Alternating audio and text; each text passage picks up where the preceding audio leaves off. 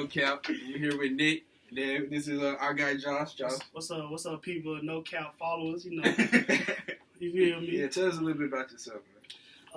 Redshirt sophomore at the esteemed Prairie View A&M University. Yes, sir. HBCU I don't got my Black Lives Matter mask on right now, but they still do matter. Yeah. All lives can't matter, still Black Lives matter. That's that. You feel me? It's a lot of woke people out here, a lot of fake woke people. So for the real woke people, we know where you're at, we talking to you. And speaking of woke people, there's a lot of social injustice going on, is it not? Yeah. A lot of racial stuff going on in our climate. It's creeping into the sports world. Yeah. So we had a neighborhood hero sign yesterday. Shout out that boy Cam Newton. We're going to clap it up for Cam real quick, dog. You gotta dab one time. Oh, yeah. Gotta bring that back. Oh, yeah. Gotta bring that back. But speaking on Cam, last night he signs a 1-year deal with the Patriots. Yes, sir. It's incentive laden, so it can go up to $7.9 million. So first of all, what do y'all think about that number? Y'all think that's a fair number for him to sign for the minimum and be on an incentive laden contract? I mean, considering all the factors that go into his signing and the fact that he's been a free agent so long, it's the type of deal you expect, but just based on his resume, NFL MVP, Pro Bowl quarterback, Super Bowl appearance, you can logically say that that's a good quarterback. Yeah. At 31, exactly. That's really the physical prime of a quarterback. So that deal for that man, you know what time it was, bro. That's all you gotta say about it. Sidebar, real quick. That's something I thought about. Man, him, Cam Newton, Kyler Murray, them was two of the best college quarterbacks ever. Like that 2010 Auburn team. Yeah, I think he's the best of the 2010s. You think so? I think he's the best of the 2010s. Cam Newton. You got him, Mariota. I saw it on Twitter. It was like him, Mariota, Johnny Manziel, and then I think a lot of Johnny Manziel stuff came from like Evans. Honestly, I want to be honest, bro. I'm a Johnny Manziel fan. Give me Cam, bro. Cam, bro. He was the best quarterback in the league until he got injured. Auburn went. Wait, hold on. We talking about college? Yeah, college. Just college. Auburn went from. They didn't start the season right. He took them to the BCS championship. Let me ask y'all a question. Y'all just gonna forget about James? It don't matter, bro. Cam played 1 year and destroyed college football. Honestly. Came in was the best in the NFL, bro. Mississippi State paid 150 bands for him, couldn't even get him. You hate to see it. I was just thinking about that. Him and Kyler. Back to back. Honestly. All right. So, anyway, going back to Cam, just talking about it. Like we say, he's got an impressive resume. MVP in 2015. That was the year the Panthers went 15-1, made a Super Bowl appearance, lost to the Broncos. And then, the thing that's really hurting him, though, is the fact that he's only had 2 starts in the Panthers' last 18 games. So, he's had the shoulder injury. He's had the Liz Frank injury with his foot. So, there's a lot of injury concerns coming in. Yeah. And then his situation in terms of being released March 30th after the quarterback market was pretty set also hurt him. And then you got to think about all this corona stuff is impacting the visibility of who he can work out for, who's actually seeing them. Because we looking at somebody on TV, but 6'5", 250, that's impressiveness in person, the physicality that you just can't replicate over the phone, looking at some film. So when you see all those workout videos he be posting on Instagram. When you see my boy working out to some gospel, he's from the flow. You know he's from the flow. MVP season coming soon. Okay, so speaking MVP, go to Vegas, bro. Book it. You heard it here first. MVP season from Cam. I said Pro Bowl, not MVP. Pro Bowl, not MVP? I do, like we talked about earlier, I do want to see what McDaniels does with him. Because he's a really innovative offensive mind. Yeah. So I'm interested to see what it's going to look like. Will it look like RG3? You feel me? It could be a new way. I think Cam won't be in the pocket just scrambling with him. Well, I think it's going to be like Carolina's offense. I think that would probably be the smarter thing to do, though, huh? Yeah, that's how I feel. I think he's capable of doing whatever. Like you saw what McDaniels did with Tebow in Denver in 2010. Far less talented quarterback. Exactly, way less talented, but still got the mobility factor in there. Yeah. And then we also got to think about Cam is actually a competent passer. He can sit in the pocket and win games. That 2018 season he had with North Turner as offensive coordinator, he completed 67.9% of his passes, a career best, over 3,000 yards, 24 touchdowns, and a 94 QBR. Like. He can't get it done in the pocket. This is a Pro Bowl quarterback. Last time we seen him, it's just mind-boggling the fact that it took this long for him to get signed, and the deal that he signed for it, honestly, disrespectful. I mean, I'm not pocket watching and saying what that man's supposed to be earning, but just the resume that you just read off with the fact that not even back then, but the last time we seen him, he was a Pro Bowl level quarterback, and not even $10 million. people like Jimmy G, people like Goff signing for $100 million. Yeah, but like I said, the quarterback market was set. When he got on the market, because you got to think Rivers had just signed. Rivers had already signed in Indianapolis. Foles had already got traded to Chicago, and it was another big quarterback move this offseason, wasn't it? Side note: what is Mahomes gonna do with the market once he signs $50 million? Oh yeah, he's breaking the bank. He's breaking the bank. A year? 50 That's million. he's worth it. He's gonna get you 2 Super Bowls if you give him a 5-year contract. He'll get you 2 Super Bowls, bro. Guaranteed. He's hands down the best QB in the league right now. Ever. Ooh. Ever. Who's you gonna disrespect? It don't matter. It don't matter. I'm not saying right now, but we're just gonna disrespect my man Big Trust like that. Ever. I'm not disrespecting him. I just think Mahomes can do it all. So the electricity that Lamar brings, there's something. Game on the line. Who you taking? Mahomes or Lamar Jackson as your quarterback? I say Lamar. Thing he can do with his legs. He has brought out Michael Vick in comparison. Nobody has evoked that name. Nobody can compare Mahomes to anybody. Yeah, that's what I was about to say. Lamar is electric with the legs. He's not as electric as a passer. But I think you got to look at the person that Lamar has. Who's his best receiver? Hollywood. That's a real watered down to Tyreek.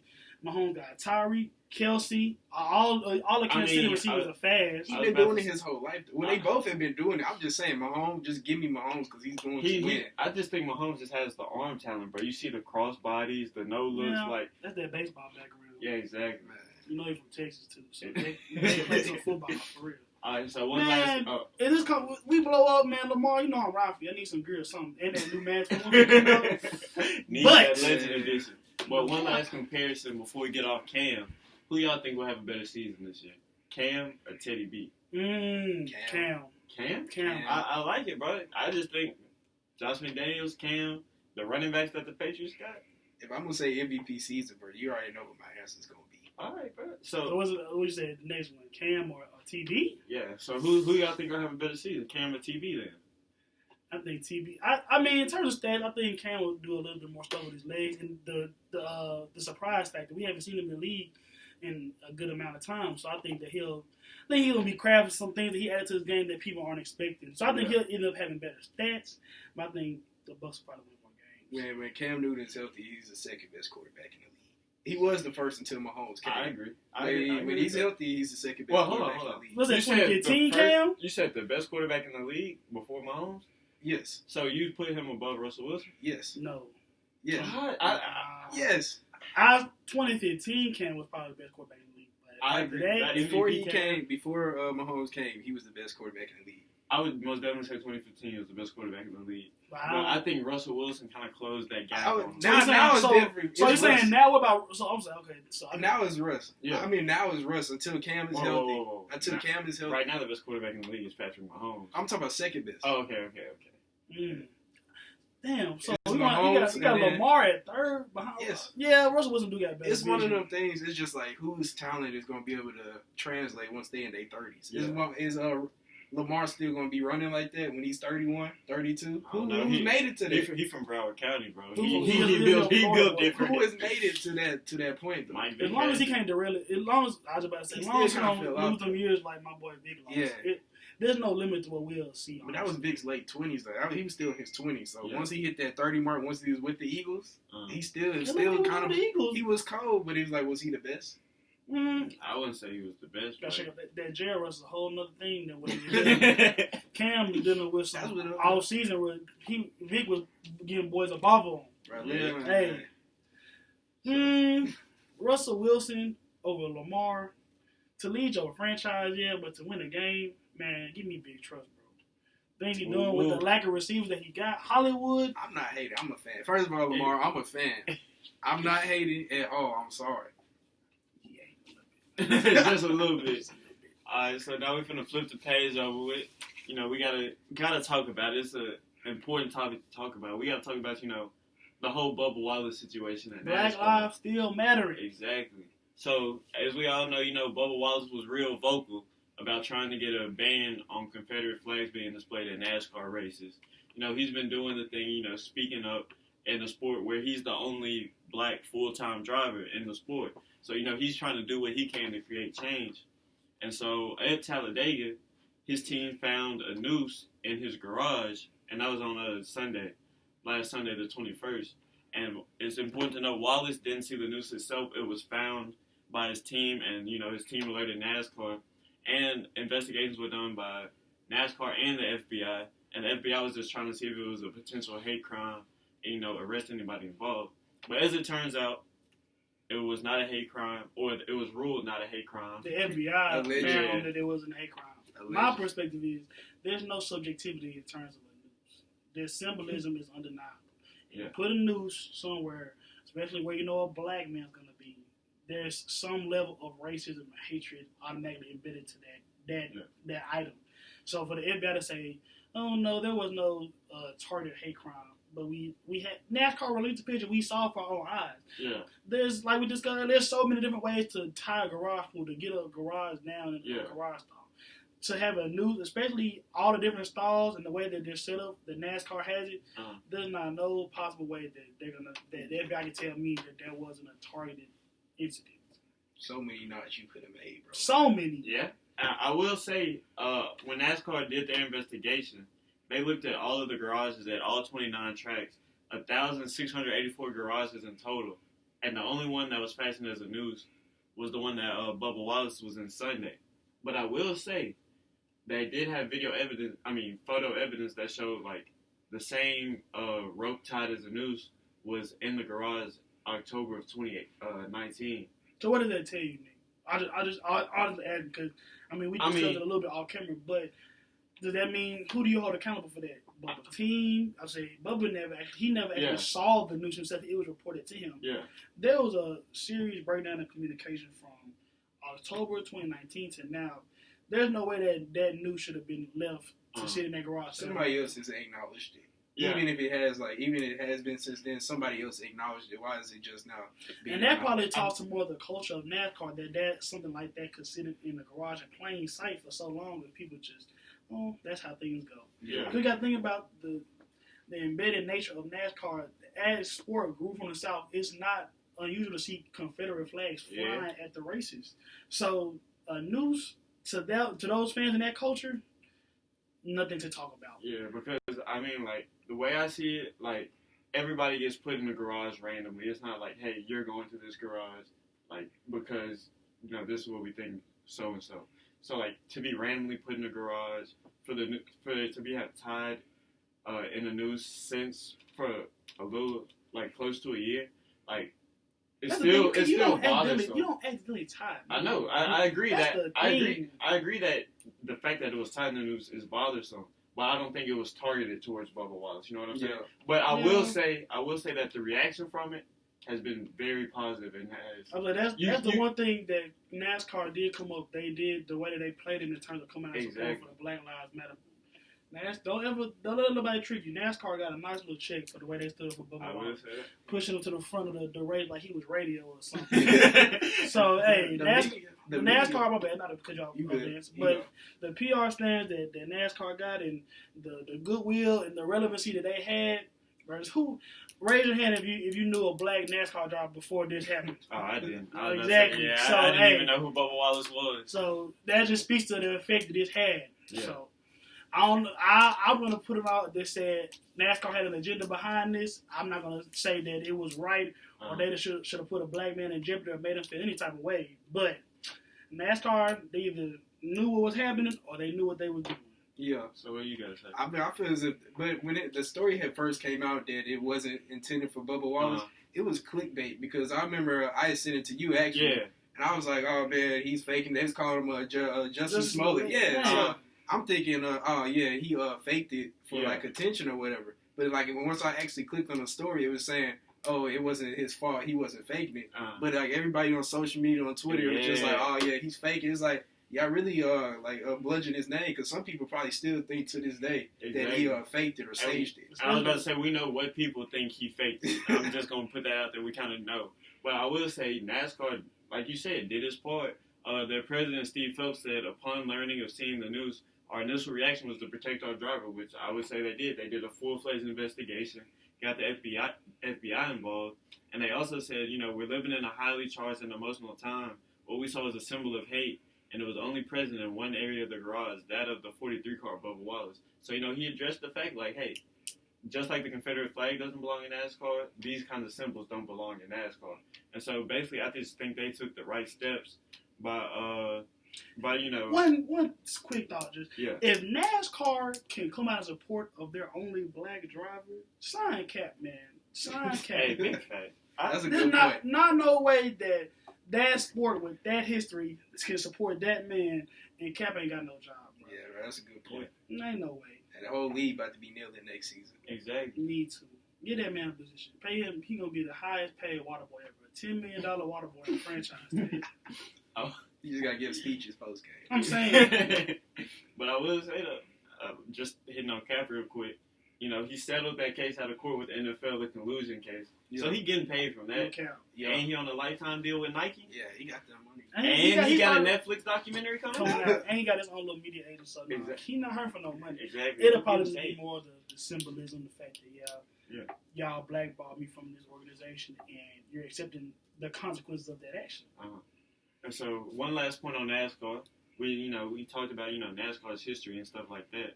So at Talladega, of course, those people were mad that they couldn't fly their Confederate flags, in the stadium. Those people were mad they couldn't fly their Confederate flags in the track. So a few things happened.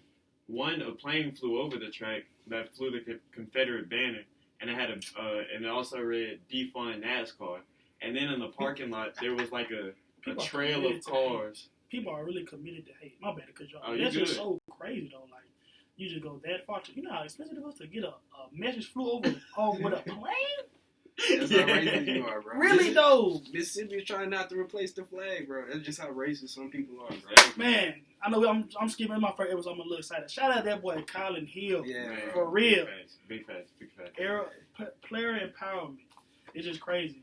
Mississippi is a racist place. Oh, we know. Anybody that has never been to Mississippi, no. Especially if you look like us. Wait. All right, I live in Mississippi, so I ain't gonna make it sound like that bad. But you live in North Mississippi. You live close. But think about it. We all in the Mississippi. We in the truck. I've been to Mississippi multiple times. Some of my best friends live in Byhalia, different like Starkville. I love going to Oxford down in the Grove. I love being with those people. But I'm not gonna speak on the fact that Mississippi wasn't one of the last places to desegregate. Yeah, that is true. Hey, watch yourself in that city now. Shout out to all them 62. I love Olive Branch, bro. Shout out Olive Branch. I'm gonna go hard for my city. As far as I'm gonna go in Mississippi, Olive Branch. As far as we'll go. I'm gonna go hard for my city, bro. Anywhere past Oxford. Sheesh. Alright. So we finna shift the gears a little bit. We done talked about, Bubba Wallace and, NASCAR taking the stand. So let's talk about the NBA's plan to continue to address social change in their restart. So, basically, the NBA is going to allow players to change the nameplate on their back of the jerseys. And socially aware causes. Yeah, exactly. Shout out John Morant, bro. Man, we're not gonna say what he said on this platform, but no. But I mean, I'll say it. He basically posted something on his Instagram story. His jersey photoshopped to say F12. You know what I'm saying? That's his number. Nice way to say defund the police. Defund the police. Exactly. And then he apologized for it. I don't think he should have, but he did. Man, I mean, the message was understood what he was saying. See, I know what you believe in, John. Man. He probably got that call from his agent, like, hey, this is not a good look for you, my boy. It was a little abrasive, but Kyrie doesn't want to sign you anymore. What this is, 2K? Yeah, Jordan deal is out the window. What? Jordan probably picked up the phone immediately. Like, look, we got to get you out them Kyrie's. We need you rocking some J's. No cap. Man, sorry, I'm trying to play in some J's this season. I cannot lie. We in Adidas school, but man, y'all seem like the 11 cleats. Yeah, I'm hard. Man, we're not gonna act like Manton got all the history with the Negro League baseball anniversary jersey. Black Lives Matter Royals. 100-year anniversary. That's a Bo Jackson jet? Yes, sir. That's kind of hard. I'm gonna talk about that all coming. For real. Alright, so anyway, we're talking about them jerseys. So what do y'all think? Y'all think that's enough to keep the conversation about social change going? Or you think the NBA should do more? I mean, we talked about it earlier that the branding on the logos on the court, specific advertisements in between the commercials and the games, just to keep the conversation pushing. Because I mean, everybody wants to see return to some semblance of normal, but the area that we in and the time that's happening, the different social issues that are happening right now, those are things that we can't ignore. So. Yeah. The NBA needs to do their best to push that conversation, considering the makeup of their league. I feel like it's one of them things where they also could. All they had to do was ask the players. I'm sure the players give demands. Like Adam Silver, he's cool enough to like listen and give them whatever they want. So the more, as long as LeBron says, we need to do this, Adam. We need to do that, Mr. Silver. It's just like they. You said it right, Adam. He addressing them. He addressing them as Adam. LeBron run the league. That's what I was gonna say. Like I feel like anything LeBron want to do is gonna get done. So I think I feel like it's solid, especially, like, if you put in the names of, like, you know, Taylor on the back of your jersey, stuff like that. Like, I think, like, that's a nice nod, you know, like, so that people see these names as, you know, we continue to try to I just want to know how they're going to regulate it, though, because you got a lot of hood dudes in the NBA still. Man, you going to be R.I.P. Pookie on the bed, bro. Shout out Ray and them. Free my boy. Screaming free until I see him. Man, I understand the mission, but that can get out of hand right now. What player did you think going to have the most unique jersey? For sure. JR. Maybe. To be honest, bro, I was going to say Terry Rozier, but, you know, the Hornets kind of garbage. Because, you know. You said the Hornets garbage, bro? Man, you see what, Jordan could be the best player on the team right now. And some dress pants. the big jeans. Yeah, big jeans. Big jeans. Man, MJ. We gonna blow up, bro. We ever see you, bro. I'm still gonna check you about the pants, bro. Last dance and everything, bro. Your pants are entirely too big, sir. Hornets got that crackhead energy, you know. Shout out Malik Monk, bro. Local hero. Jumping out the gym. For a reason. You see what reason he's jumping out the gym for? Can't feel his legs, bro. Oh, God. Dude was cold in UK, though. He been cold his whole life. He's been cold since high school. No cap on the circuit. He showed it come to White Station, huh? Yeah. Dude was nice. I remember when East played at White Station, man. They played at the school at St. Louis. Man, James was going crazy. Oh, God. I remember he beat that kid stuff at the gym, man. I was like... Man, shout out Penny and them boys. Man. Yeah. Just a shout out. You feel me? We're rapping. Shout out Uncle Neil. Free my boy James. It's messed up. It's kind of off topic, bro. Who the best high school player y'all saw in high school? Malik Newman. I was playing varsity for Los Angeles. We went to a tournament in Corinth, Mississippi. It was Calo. I don't remember who else was playing. Man, that dude has bucket written on his jersey. Like, he's looking like a young bean. R.I.P. A young bean, bro. Yeah. What about you, Nick? I'd probably say the best high school player I've ever seen. To be honest, it might be James Wiseman. Just the way he took over the game, it was stupid. Malik, he like how all the kids now like adore like LaMelo Ball. That's how he was to me in high school. Like, he step back three. He getting a double team cross half court. Like, man. Best player I seen in high school was Talon Horton Tucker, bro. I swear, bro. All right, so he was playing. Interesting. I'm about to hear this. He was playing in Simeon, right? He was playing for Simeon. They came to White Station for a little Christmas tournament. He came down and hit 5 straight threes from stiff range. I swear to God. Man. Crowd running crazy. That's the best player I seen. James Wiseman, he up there too. But that one game performance is the best performance I ever seen him. Man, going back old school, Joe Jackson. Dude was legit. I cannot He lie. was so nice. Y'all saw John Wall talking about that whole White Station team. No. If you get out, if you're not from here, you don't really know who we talking about. Joe Jackson, look up Joe Jackson, White Station High, 2011. There's a reason why he was a burger boy. And a matter of fact, talking about Joe Jackson, y'all remember him and Marcus Smart used to go back and forth. Memphis, Oklahoma State. Those were some good matchups. Man, Joe ain't never blow like he was supposed to. Man, this is Josh Pastner's fault. But that's another conversation, bro. He's struggling now. We're gonna move past it. I just felt it in my spirit. He ruined all their careers. Except for Will Barton. But anyway, So like I was.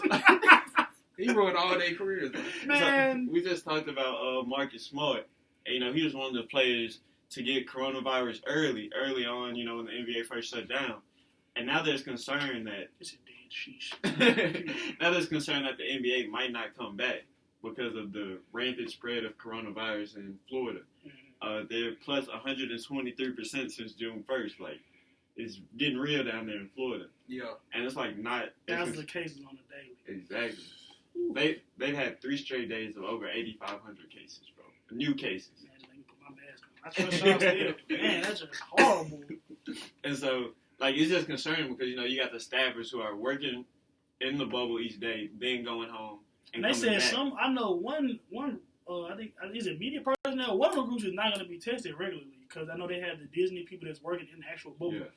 But I think it's the media personnel that's going to be coming in and out. They're not going to be getting tested. So that's a little concerning. I cannot lie. So you think like what possible situation can you see happening? You gotta lock everybody in there. That's the only way it can work. Because they probably gonna go through another lockdown. I mean, you're supposed to, but can you really tell a lot of young black millionaires not to go where they? Bro, you gotta find them. They'll get fined. Trust me. Man, but think about it. What's the fine we're gonna talk about though? Bro, I mean, some of them players need that money. Boys on minimum deals. I was gonna say, like, the NBA, like, when they released the whole guidelines and everything, they said if you leave the bubble, you got up to a 4-day quarantine mandatory. Yeah. Actually, it might have been up to 7. I can't remember. And you got to think about they playing 8 games in 16 days, so that could be a lot of valuable time you miss. That's like 2 to 3 games you missing. So would you even go if you was a player? Would you go? You said earlier, not at the Suns. If I was on the Suns, I wouldn't go. I mean, like, to be honest, like, I'm going because, especially if you like one of those teams that's like gonna benefit a lot from this shortened season and like this playoff format, I'm going. I'm going to hoop. I can get a ring. I mean, and if I don't go, I'm not getting paid. So I'm not getting a ring, but I feel you what you're saying. I mean, it's a fact that Avery Bradley would not be a Los Angeles Laker by the playoff by the All-Star game deadline next year, trade deadline. LeBron going, You can't leave LeBron like that, bro. I mean, he was not playing. JR, next man up. Yep. Next man up. Okay, and so I guess since we're talking about Avery Bradley leaving, we got to talk about everybody else who won't be playing in Orlando. You got Avery Bradley. He said he's not coming. Davis Bertans from the Wizards, the sharpshooter, not coming. Who called on 2K? Exactly. He got that strap. Trevor Ariza for the Trailblazers. He said he's going to stay at home. Willie Claude-Stein, the Mavericks, he's staying home. LaMarcus Aldridge just had shoulder surgery. He's not going to be playing. Jalen Brunson and Dwight Powell from the Mavs, not coming. Today, Wilson Chandler said he's not coming. And Bojan Bogdanovic for the Jazz, not coming to... So how much longer do you think that list will get as we get closer to the actual date? July 30th? Yeah, the first day game. We got a month. And the way that the case is looking, I think the list will get exponentially longer as we get closer. Well, the only thing is they have until today they set tomorrow. The roster. That's the last day. Like that's by tomorrow, your roster has to be set. And so if somebody drop off, which I don't see happening because that's pretty unfair to the team, like you just gonna be stuck with one less player than everybody else. Sheesh. No breaks. Exactly. They should let each team get 1 or 2 extra players, layaway players. Like they said you can bring up to 17 players, so that's 2 more than boys off the street. You did, man. You'll be cold, my boy. Come on, go ahead, come here. In the bubble. Exactly. And so we also talked about key signings. You mentioned JR coming to LA. Who else do y'all think could be an impact player out of the signings? Looking at Joakim Noah, Anthony Tolliver, Tyler Johnson, Trey Burke. Anybody y'all think can create an impact? I mean, I ain't gonna lie. I think Jay Crossover will wash all them dudes, man. Yeah. But the only thing is, he just needs the opportunity, bro. Last time he played with the Suns, he dropped 51. 50, and he still can't get signed. I mean, he one of them players. He one of the best scorers, ISO scorers I ever seen. Honestly, he's top 5 all time. That's just my opinion. I know that's a hot take. I agree with Jay it. Crossover. I'm about to say, ain't nothing hot about that. You put him in the ISO, it's gonna get spooky for the defender. Jay Crossover, Lou Will, Joe Johnson. Hey, ISO. They don't call him ISO Joe for nothing, bro. I mean, he up there with Harden. I would put him in that Harden tier, bro. Just in terms of being able to get a bucket. Yeah. Just created by yourself. His handles are ridiculous. Ridiculous. And so, who could y'all see signing him? Like a team that just needs a score. Some instant offense. The Grizzlies wouldn't be too bad. They would be nice. A good 6-man. We always got the little grit and grind mentality. They always could use some offensive fire. They be running now though. Yeah. Facts. But I mean, the Grizzlies do be running, but they still got that grit and grind deep in them. You got to think about Jonas is still getting, 30 minutes But it was like doing the Zebo era. But look at it right now. My bad, because y'all fans. Okay, Tyus Jones, slide Jay Cross over there.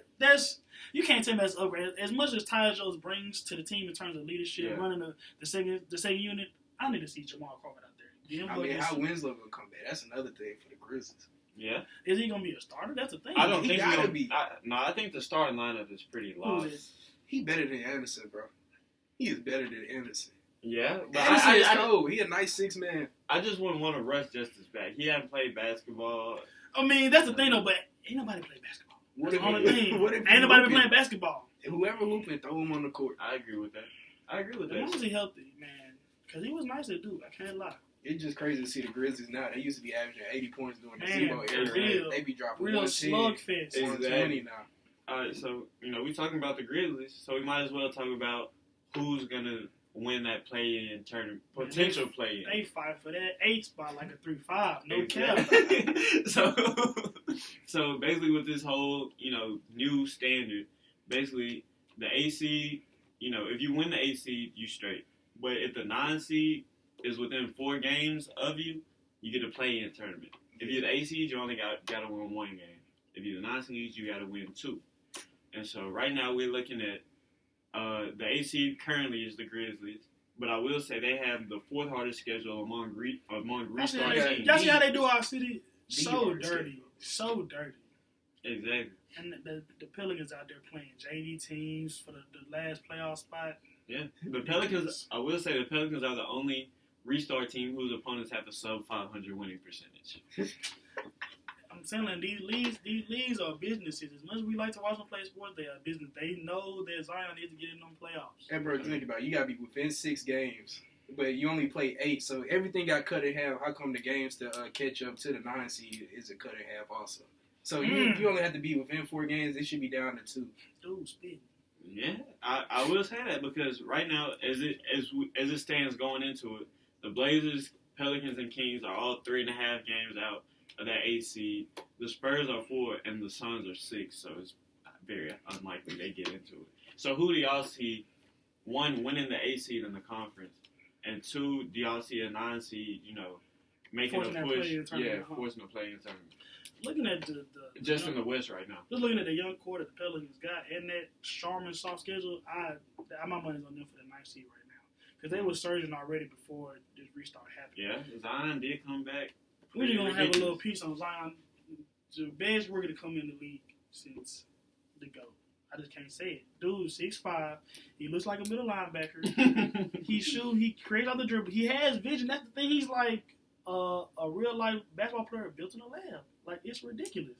He's not even a basketball player built in a lab. He's most definitely a football player built in a lab.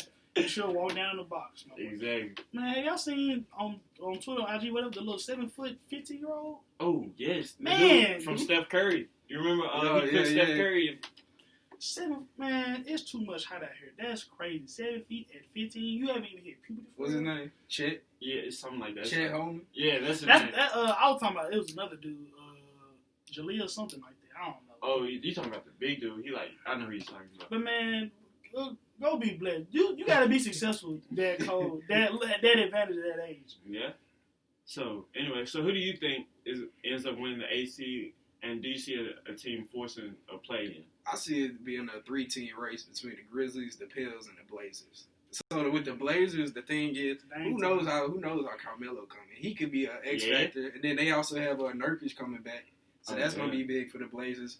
I mean, the Grizzlies, that's a lot of games to drop the 8 seed, 3.5. I mean, I know the schedule hard, but that's a lot. Not a lot of time either. Yeah, exactly. So you gotta catch up 3 games in 8 games. I don't see that happening. So I'm getting Grizzlies the 8th seed, the 9th seed, the Pels or the Blazers. I'm gonna give it. I'm gonna give it to the Pels. I will say though, as it stands right now, the Blazers have the advantage over the Pels. Like the Blazers are 9 and the Pels are 10. Yeah. So I will say that. I'm gonna give it to the Pels. I think it might be one of. Are they gonna have to have a play-in game if they both tie for 9th?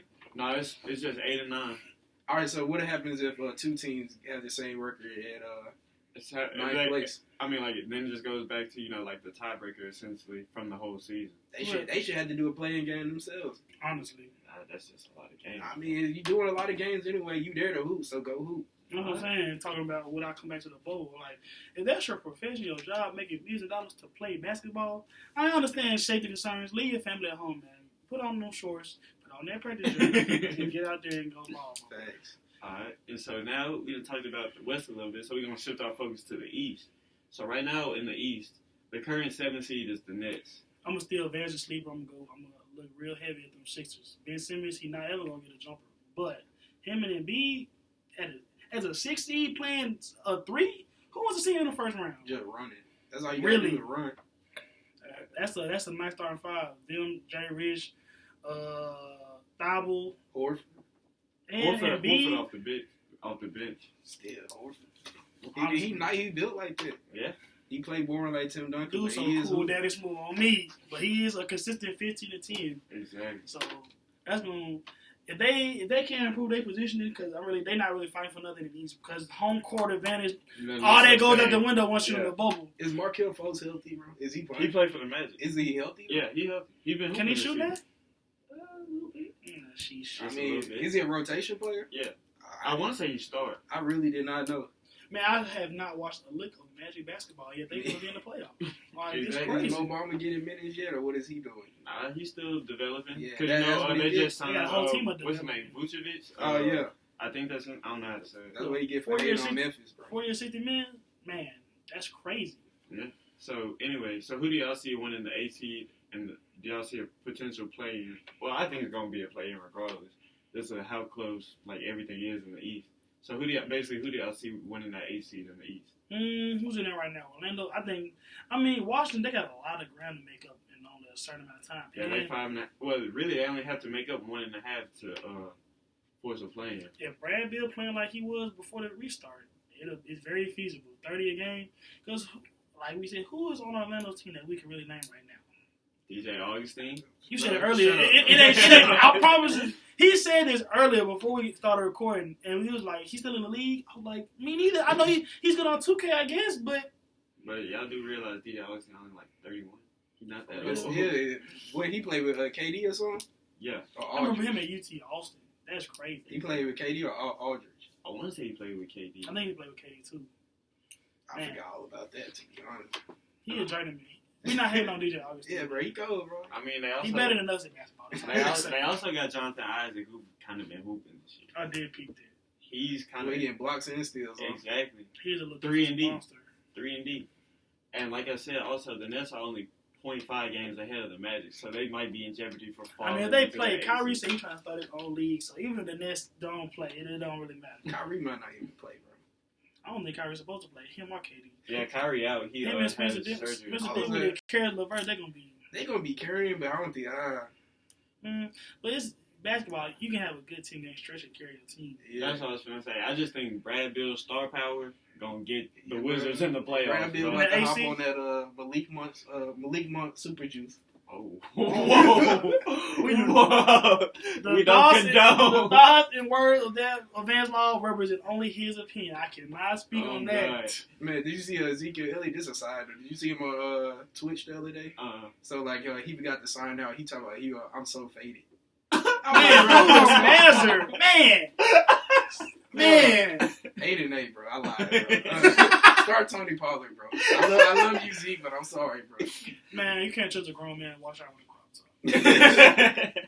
I've been out on dude for a minute. I cannot lie. All right. So, last little bit about the NBA restart. Who do y'all think wins the West, wins the East, and who do y'all think is y'all's champion? Baby go. No, not a baby go. Go. Bronny at the West. Bronny in the West. Okay, so Lakers. Man, Giannis is he's putting up Shaq-esque numbers. I cannot lie. But man, I just never compare him to Shaq, but that's interesting. I like it. Yeah, it was real interesting because he is getting the points. I'm saying the boards. Two way different type of bodies, but doing the same thing. Exactly. But you know how it's coming. Tatum and Brown, those are the guards of the future. Honestly, not even talking about Kimber, but look at that core right there. The Celtics got probably the deepest team in the NBA. Yeah. 1 through 12. And then one of the best coaches also. Brad Stevens is Coach of the Year candidate yearly. So, I said Giannis. I said it kind of fast. Man. Stick with him, bro. Stick with him. I like that. And JT got the Memphis ties. I don't know. I'm wavering a little bit. I don't know. What you got, man? Let me hear you. Okay, so West Coast. I'm going to go with the Lakers. All right. In the East, Smart man. It's like Giannis is the best player. It's just like the East is so good and like they have so many good coaches. Yeah. I think all of them coaches can like out coach just the way Giannis plays. So I'm because he there's one thing about his game that you can fit outside of 15 feet. He's questionable. You can double team him, bro. Say shaky. Anyway, all right. So I would say I'm gonna go for some reason. I want to say the Celtics, but I'm gonna go with the Pacers, bro. Pacers winning the what? No, I changed. What?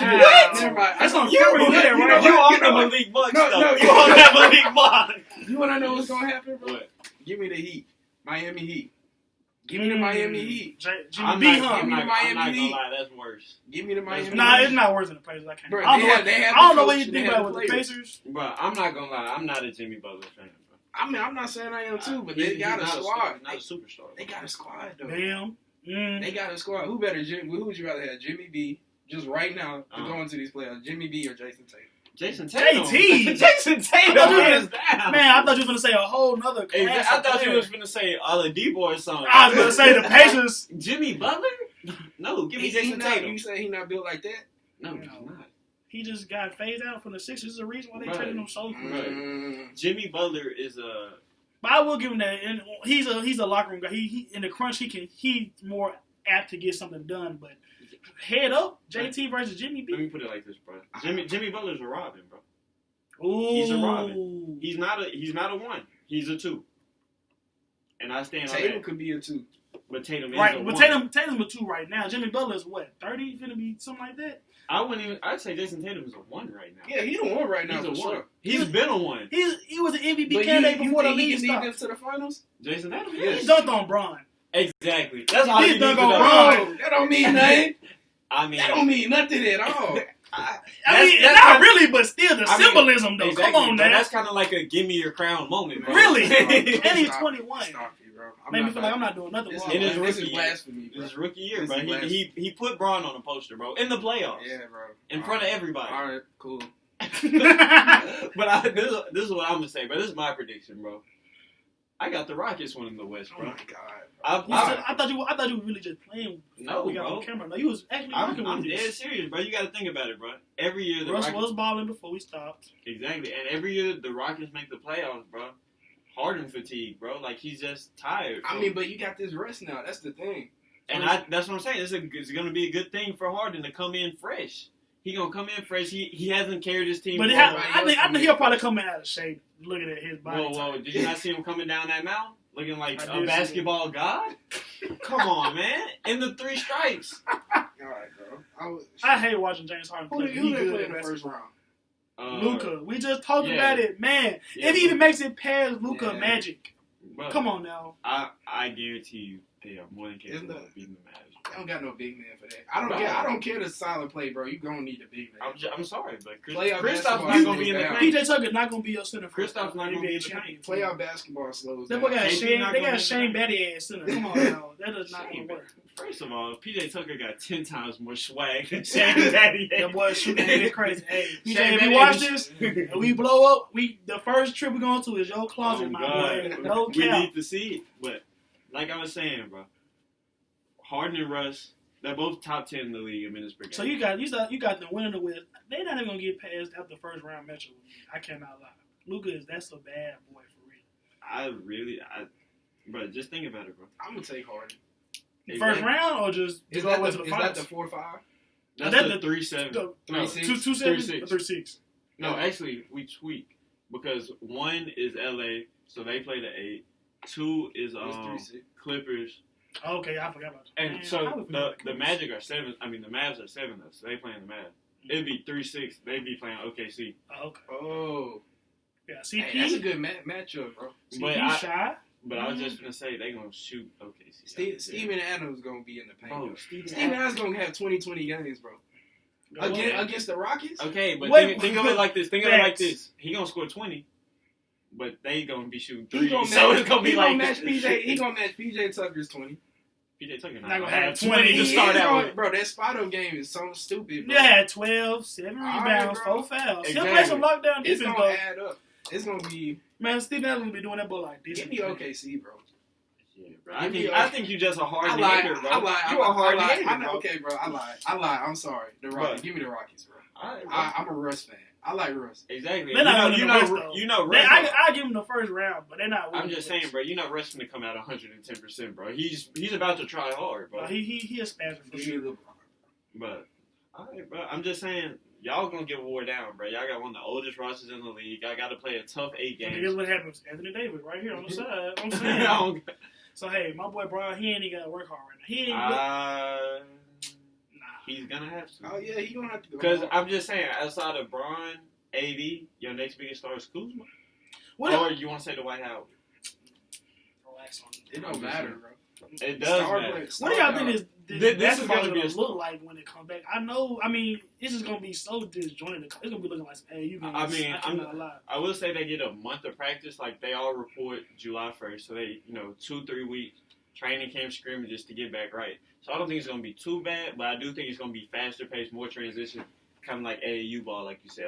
I think a lot of threes going to be put up. They need to have the games in that gym Carmelo be hooping in.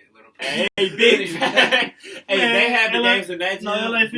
Blazers with the chip, bro. For real. Because Melo in that gym, especially if they let him wear a hoodie, Blazers undefeated. Yeah. That's the Knicks Melo right there, the hoodie. Exactly, bro. And then, so continuing with what I said, bro, I just don't think the Lakers going to make it. They got the 4th hardest schedule, and they're an older team. And then you got to think about it like this, bro. You got JR and Deion Waiters on the same team, bro. And JaVale McGee. They're not testing. They're not drug testing. That's the only thing. So it really don't matter. That's a Toon Squad, bro. that's a replace the T with a C, bro. That's what you get. That's what they are. Bro. Oh yeah. So I'm just saying, bro. That dance laws, everybody. that creates some question marks for me. Man, I did not realize all 3 of us on the same. Yes, bro. That's a pretty clownish. That is tough.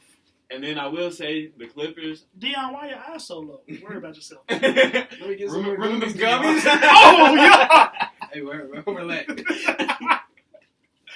Yeah, and they got the Henny guys. They are. Man, yeah. If LeBron got a lot, he got to be a GOAT for this one. Man, he got them like some triplets in his game. No sir. MJ would have had a lot of flu games with them. Oh, okay. Big face. Well, I will say this though. Lakers, I'm just counting them out because they're just an older team. I don't know how well they're going to, react to this. Clippers, I'm just counting them out. Their chemistry going to be off. The load management Clips need a real 82 games to get right. You know what I'm saying? They get into the top 10 best players in the league, though. PG and Kawhi? They get into the conference finals. Hold on. He just put PG in the top 10, bro. He cold, bro. I mean, no. I'm not. I'm going to take him out. Name 10 better NBA players than Paul George. James Harden. Well, hold on. Let me stop because James Harden. I'll go top to bottom. LeBron, Giannis, Kawhi, Harden, Luka, Steph. 6. Y'all fall out. Give me Clay over PG. Whoa, relax. Creating off the bounce, Clay don't got nothing for Paul George. I mean, Clay did his 60 with 4 dribbles? It's pretty hard to. Good tape, really. Yeah. Did you say Luka? I did. You did say that? Did you say Dame? I would take Dame. 7. Okay, I take Jason. I take Jason Tatum. They wanted to. That's on the line. It's on the fence. I take it. You still on that 7? You really?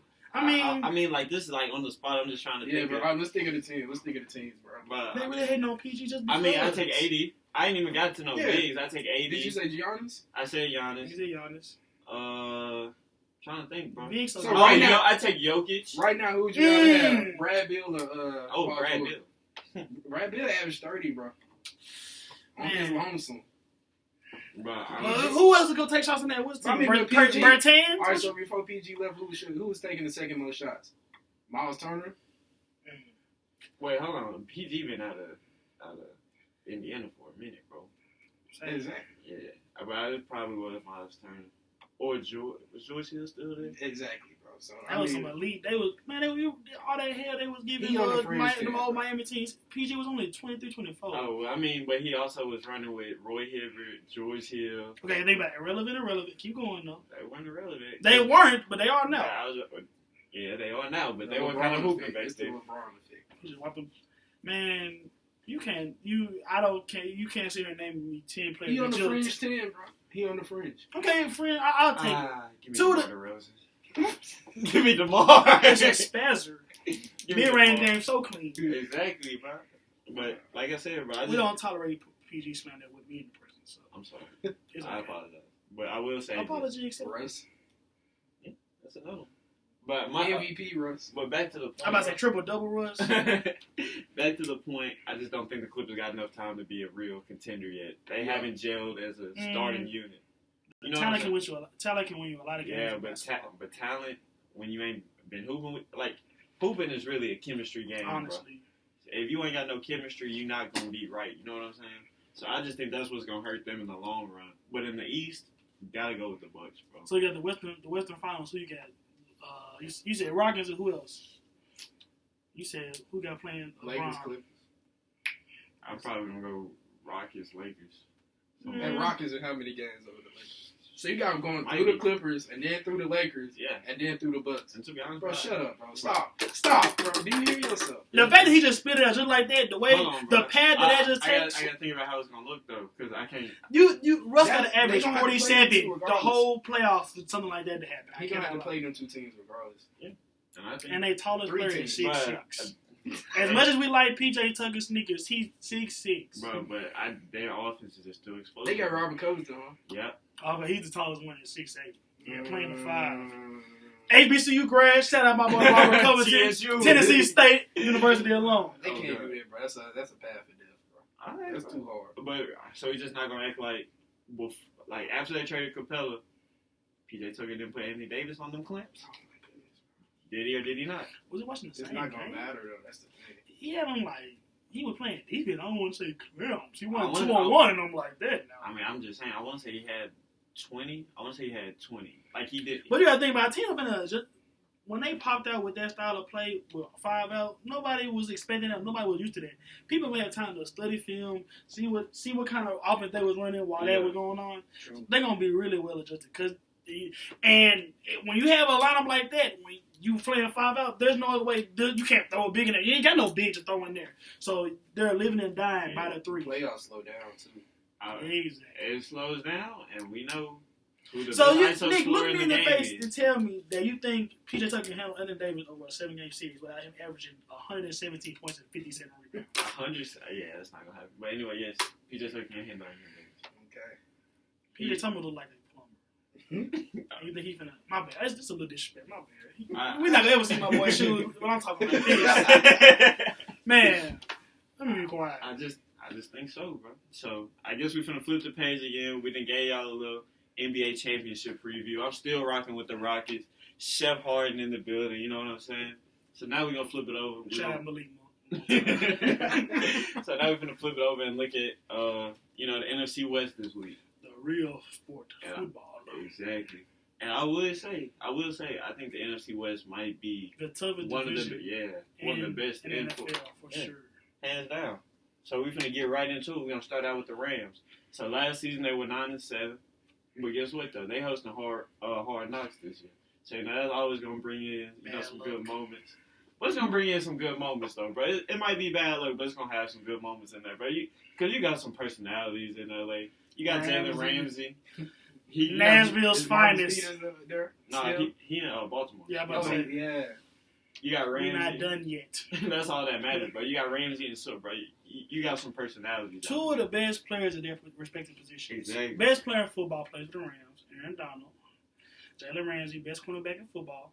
Exactly. So they have talent. It's a reason why they was just in the Super Bowl 2 years ago. And I will say this: you talked about their defense. They got a new DC, Brandon Staley. He was working with Big Fangio the last 3 years, and Big Fangio defense always top notch. You think about the Bears, he's the Broncos head coach now.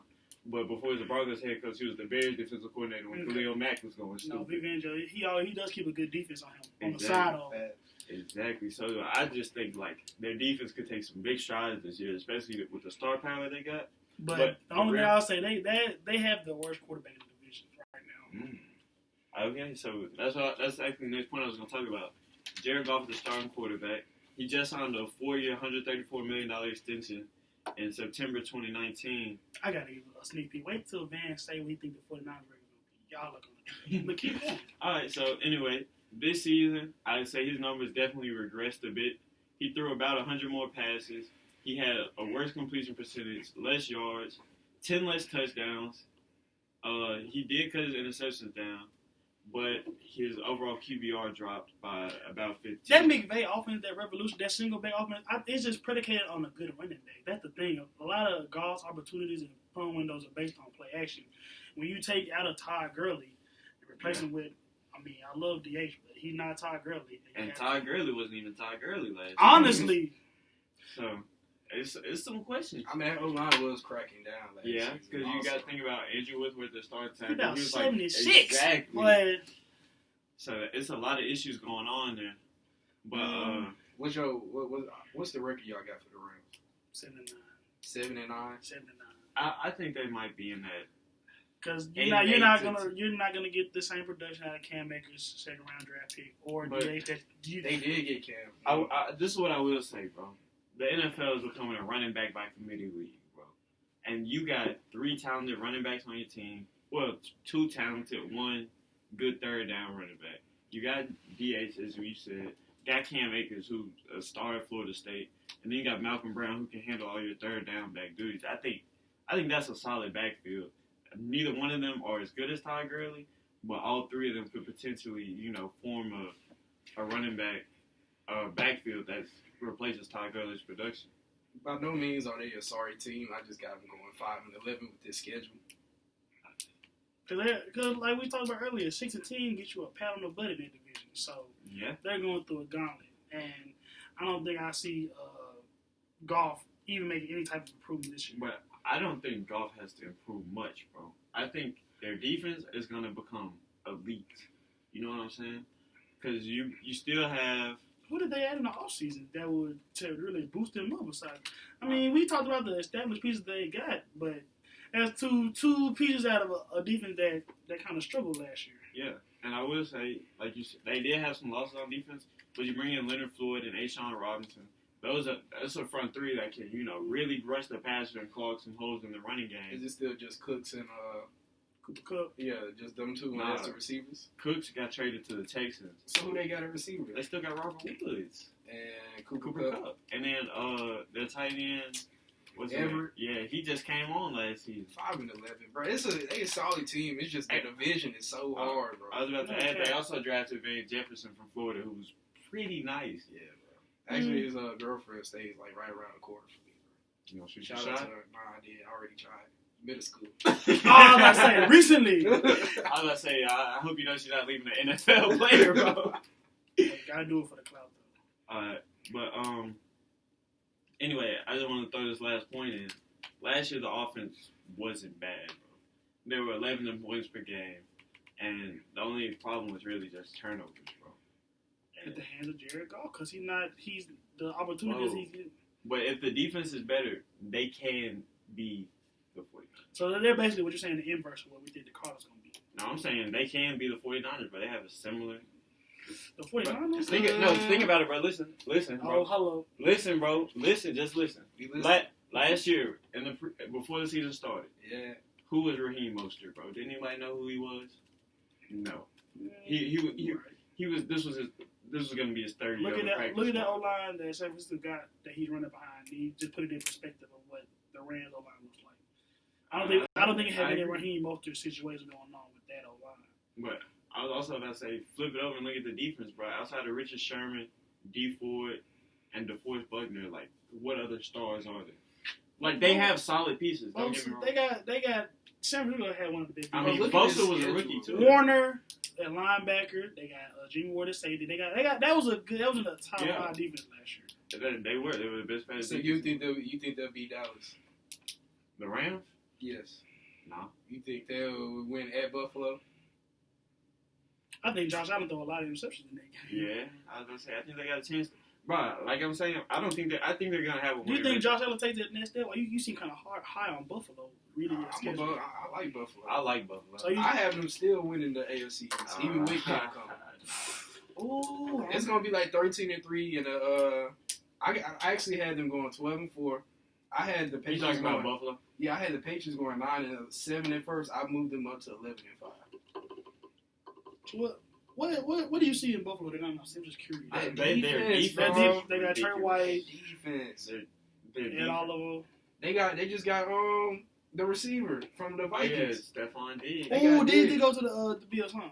They got Diggs. They still got 2 solid running backs coming back. Frank Gore on his 20th season in the league, bro. I want to say Frank Gore signed with the Jets though, bro. He left. Yeah. I mean, but still, the other running back is still just was better. Yeah, Singletary is just as good. The offense still gonna be solid. I had to look into see what the Bills schedule is like. 12-4. Bro. But I guess we're done talking about the Rams, so let's just to a team that seems like everybody got a lot of hope for. The Cardinals. And that's the Arizona Cardinals. Man, it's quick side. I used to be a big Cardinals fan when they was playing. They had Kurt Warner, my boy Anquan Bolden, Larry Fitzgerald, Beanie Wells. That was a raw team, but no cap. So this boy said Tanner Holmes and then back of the end zone, crushing all my little dreams. Oh God, I thought they won that game. Me too, but and it's crazy. Larry Fitz still playing on that team. Yeah. Still hasn't got a ring. Only player left.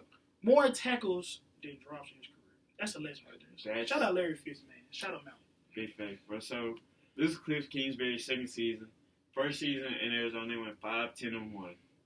They got a lot of problems. I want to say that, bro. A lot of problems. But the problem they don't have, which is probably the most important, quarterback. Oh God, they have a franchise quarterback. I will say that, bro. But I'm standing on the table right now. Kyler Murray. We talked about it a little before. Best high school football player I ever seen. Kyler Murray. That dude. Where you saw him play like live? I know he was stupid. Dude, the stadium that they play at Allen High School is better than the Titan Stadium. I can believe it, bro, because Texas football is real. Not a joke. And he's a Texas football product, just like Baker Mayfield and all these other guys, bro. No, Kyler Murray. Johnny Manziel. It's going to be a top 5 offense in the league. And you know who they got? That man D-Hop back there. Exactly. So, I think Kyler Murray's... I can see Pro Bowl.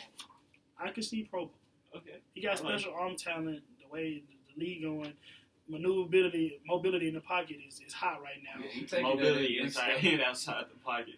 Man had 544 rush yards last year, bro. As a rookie, not really knowing the system. And they got pieces. They still got Pat Pete. They just drafted Isaiah Simmons, one of the freakiest, most versatile college players we've ever seen. Yeah. So no, and they got Chandler Jones, always pass rushers. Chandler Jones had 19 sacks last year. He was a half sack off from the NFL league. Wow. Half sack off. I didn't even know that. That's a lot of sacks. No cap. He's nice. Him and Shaq Barrett, but Chandler Jones been a legit passer since with the New Patriots. Yes. So they got pieces on the defense, and even if it get into a lot of shootouts, like you think it'll be fans, I think that those pieces will be able to carry them to it. I got them at 9-7. All right. But not gonna mean anything in that division, but 9-7. So here's what I'm gonna say, bro. Last season, bro, their O-line was pretty garbage. Yeah, what's that? 45 times? They gave up 50 sacks, 6 worse than they 50 sacks with a mobile quarterback. I mean, think about how many sacks he's avoided too. Exactly, bro. Man, and I'm not gonna say like that's just poor O-linemen, but that's like injuries. They have to shuffle their starters around a little bit, make guys play different positions. But 50 sacks, bro, that's a problem. That's a lot. Exactly. That's a lot of putting. He even had that Deshaun Watson factor in a minute. That's crazy. But I will also say, bro, y'all talking about... They would give him the Drew Brees treatment, then at 56. Go ahead. And y'all mentioned some players on the defense, but this is a very bad defense that needs to be fixed, bro. Very bad, bro. I'm going to put it to y'all like this, bro. Last season, they gave up a league worst 402 yards per game. They gave up 281.9 pass yards per game, which was second worst in the league. And they gave up a league high 1,173 yards and 16 touchdowns to tight ends alone, bro. I think that's what I was about to say. Like, think about George Kittle, Everett, just the tight ends in the division that can eat you alive. Ooh, yeah. And so, continuing on that pass defense, quarterbacks facing the Cardinals gave up 70. Quarterbacks facing the Cardinals completed 70% that tight end matchup. Passes. You draft literally the perfect piece for those that kind of person. Isaiah Simmons. I agree with that. I think just that specific problem in terms of having somebody that guard that hybrid receiver tight end, I think he actually fits perfectly into that mold. Yeah. So I think that problem, I know there's a lot more on the defense, but that problem can be solved in particular. Exactly. Statistically, I don't think they'll even get that much better than they did this past season. But I think they about to be in so many shootouts. They're gonna be on the field so much that it's gonna be shootouts. I got them winning them shootouts. It's a reason Cliff Kingsbury in the field. He's running a magnificent offense. He had Pat Mahomes, but still, the way that the air raid offense that he has is made a match made in heaven between him and Kyler Murray. So I'm excited to see what that's going to look like. Give me 10-6 for him. I got him winning these shootouts. But even my thing, bro, if you playing in a shootout, bro, and you can't pressure the quarterback, can you really win, bro? Last season they only had 40 sacks as a team. Chandler Jones had 19, bro. Ooh, that's crazy. That's terrible. That's terrible. There's not no other type of pass coming off that. Exactly. Any of their front seven. So that's my thing, bro. Like, you can be in a shootout, but if you can't stop nobody from scoring and you have a mishap once, especially with a younger quarterback, you're pretty much out the game. Out of all the teams in the NFC West, they have the easiest schedule. Just from the eye test. That's why I give them 10-6. Like, these teams, I could see them beat. Like, they could beat the Giants, Philly, Miami, the Jets, the Redskins. That's just 6 teams off the dome. And just give them, in them last 10 games, I give them 4 out of the 6. So that's 10 wins just off, like, toss-up games. Okay. I mean, I agree. I think they could be very successful, especially with that offense. You talk about D-Hop coming in, and you talk about Kenyon Drake coming back, who paid dividends for them as they acquired him mid-season. Yeah. So, and then you still got Kyler Murray, who's one of the best young quarterbacks in the league. So, what do y'all see him looking at 5 to 10 years? I see kind of like a Russell Wilson-esque type of quarterback. I like that. I like Russell Wilson because, like, he's not a big quarterback either. You know, he's a little guy. Well, no offense, he's taller than me, but he's a little guy. You know what I'm saying? Yeah, NFL little. Yeah, exactly. And he's got the mobility, the ability to get out the pocket, create with his legs and his arm. And he's always, and like, this is one thing I look at with mobile quarterbacks. Like, when you get out of the pocket, where are your eyes, bro? Whenever Kyler gets out the pocket, his eyes are downfield looking for an open target, bro. Do you see him winning a Super Bowl in his career? In Arizona? Like, I can't see Not in Arizona. I mean, but you got to think about how volatile football is from year to year. So it could happen. I was also about to say, bro, playing in the NFC, Russ Wilson is entering the back end of his career. Rodgers is at the back end. But these new quarterbacks coming in, they got some different type of arm, though. But I'm saying NFC, though, like... You mean Mahomes. But he's in the AFC, though, bro. That's the thing, though. Like, who, like, Trevor Lawrence coming in, like, he's probably going to end up in... Trevor Lawrence, Justin Fields, they both probably going to end up in the AFC because the AFC has by far the worst teams. I mean, you still going to have Watson in there for another 5 years. You still going to have... Yeah, but I'm saying all these teams are in the AFC, bro. The NFC... Dak Prescott. Give me Dak over Kyler. Ooh. That's a bold thing. That's a hot take. I'm not going to lie, though. Last season, I agree with you. But future trajectory, bro, I think last season was Dak's peak. I think Kyler Murray can surpass. You think he's going to get all that money and then continue to improve? Yep. I think he built like that. He don't got nothing else to do. I like him. I like both of these quarterbacks. I really don't think we can go wrong with either bit. one. Right now, Mahomes or Lamar. I know what you're going to say. I want you to speak. I'm going Mahomes. Man, we're not going to disrespect Big Trust like that on this show. Mahomes is the greatest quarterback. Will be the greatest quarterback of all time when it's all said and done. It's going to be him and Brady right there. Let's hope. Tick for tack. Let's hope he's on the same trajectory that you think he is. He is. He's going to win it this year. Before 25, he's the Super Bowl MVP, Super Bowl champ, and league MVP. So he's not even 25 yet. Is he the best? So you saying Mahomes is not Mahomes. Lamar's the best in the league right now? No, I'm just saying, like, to run your franchise for the next 5 to 10 years. I mean, the way that y'all just washing Lamar, because I know he's not as technical a passer as Mahomes, but I'm a bet on the energy. I'm a bet on them legs. I'm a bet on him continue to develop. I I just think that he's more electric. And you got to think about all the options that Mahomes has right now. Give Lamar Tyreek. Give Lamar George Kittle. Oh, I said George Kittle. Give Lamar Travis Kelce. Yeah. Give him all those. I mean, you got Mark Andrews. Mark Andrews is pretty nice. Mark Andrews pretty nice. Did they not just get a running back in the draft also? J.K. Dobbins. Let's see how that. I don't see how that passing attack looks. He don't really have any guys that going to stretch the field for him besides. But that's not how the offense is built, though. Yeah, the offense is a power run offense. So I mean, they changed power run play action offense. But players make systems though. Yeah. So I think that as he continues to develop, as he continues to be a more accurate passer, I think that system will change a little bit. They'll emphasize. Cause I mean, they're doing what's work for them right now. Their offensive line is great. They have a good running back in Mark Ingram, but I don't think you sit in that system that running system that long with a quarterback that special. And I mean, I will say this: we saw it what he did. Week 1 against Miami, 5 passing touchdowns. I want to say over 300 passing yards. He's capable of passing, but I just think. I mean, this is a hot take though. You ready to hear it? Yeah. Lamar, the 4th best quarterback in the AFC North. Let that one float. You putting Baker Mayfield over Lamar? It's a joke. Okay, bro. So anyway, we finna take. Shake my head. Joe Burrow over Lamar though. Anyways. Man. Okay. So anyway, Joe Burrow's a bad boy though, but sheesh. All right, so we finna get back to the NFC. We finna look at a quarterback who's also, the team with a quarterback who's also always in those top 5 conversations. Yeah. And we're gonna look at the Seahawks. So, yes, sir. Shout out Sierra's man. The perfect man. Everybody loves him, bro. DK, Tyler Lockett. They did that. The one thing they are definitely needing some pass rush. Ever since Michael Bennett left, they do not have a legitimate pass rush. Big facts. And so, starting out with them, they put that O-line too. They gave them a lot of sacks as well. They did. So, man. They gave up 48. 9th worst in the league. There's no defense in this league at all. Exactly. Man, what are the O-line? Are they coming like taller? That is just horrible. And so I think in order to talk about the Seahawks, bro, we got to talk about how they ended their season last year. With a loss in the divisional round to the Packers. Mm-hmm. A close loss, but a loss still. Mm-hmm. And, this is a team,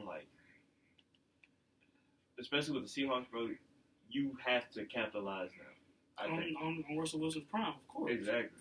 And so I think everything they do should be looking towards winning a Super Bowl, bro. There should be no questions about looking towards the future or anything. They need to position themselves in a way to where they can win a Super Bowl with arguably, not even arguably, a top 3 quarterback in the league. I think DK's progression has a lot to do with that. Exactly. They've had Tyler Lockett in place solid, but DK Metcalf is a physical specimen. Exactly. I think he's gonna take a nice big leap this year. He had 900 yards and 7 touchdowns last year. And the route that he was running was very limited. He's not running a whole fades, posts, slants, maybe outs, maybe. Exactly. Nothing too technical, bro. Just beat somebody with your speed, pretty much. Do you think they got better, the Seahawks? In the draft, no. I think they did draft Damian Lewis. They need to improve that. They need to probably. Are they gonna bring back Clowney? No, he's not signed right now. But the thing is, I don't think they need Clowney to is bring another back physical freak, but he don't produce sacks. He's a run defender. He's a playmaker though. He makes plays in a run game. Not in the pass game. Which taking it for what it's worth. And my thing is, bro, you want to be. I want to say he started out looking for $20 million. You want to be a $20 million D. I'm gonna need edge rusher. Sacks. Exactly. Not just when you're playing with J.J. Watt. Exactly. On your own. But that'd be a great. I know y'all talked about it last week, but Ngakoue, if he went to the Seahawks just to boost their pass rush, that'd actually be a nice match because he's not staying in Jacksonville. Not at all. Who on Twitter going stupid? And so we talking about the pass rush right now. That whole defense has some problems, and Aaron Rodgers most definitely took advantage of them in the playoffs. Yeah. They had the 27th. They were ranked 27th in pass defense. They had 28 sacks. Not using the boom no more. That's horrible. They had 28 sacks last year, 29th in the NFL in terms of sack production. And their leading sack man was Rasheem Green. I know Bobby looking around what y'all doing? Exactly. I'm like, man, these folks sorry as a mug. Hey, shout out KJ Wright, bro. He from Alabama. Exactly. OB's finest. Similar Cowboys, man. AJ Wright be out there looking like uncle. He's still a baller. Exactly. And so, like I said, 28 sacks last year. And to add on to that, they only got 126 pressures, which is 26th in the league. And they were a very bottom of the league run defense, too. They drafted an edge rusher out of Tennessee. I'm looking at it. They drafted another little linebacker, Jordan Brooks, out of Texas Tech. He's nice. Jordan Brooks, oh my, sideline to sideline, bro. Yeah. Very Bobby Wagner-ish. Yeah. In training, I'm about to say. But I just think that with the lack of pressure that you're getting in the glaring hole, especially not signing Clowney, you have to go get a pass rusher in the first round. Yeah. I just can't see it. I mean, I hands down agree with you, but at 27, I think who they really gonna pick though? Exactly. It would have been a reach to get a Gross Matos or AJ Spencer from Iowa. So I think what they trade down though. Take best players. Yeah, bro. Because you right there at the in the playoffs. That's what I was gonna say. And I think it was a good decision. Picking 27 for a reason. I was gonna say, I think it was a good decision to get Brooks. You gotta think KJ Wright getting older. I want to say he's on the last year of his deal, and Bobby Wagner. He's still productive, but you gotta think towards the future. Exactly. I don't think they got worse, but I don't think they got better. I had them going 11-5.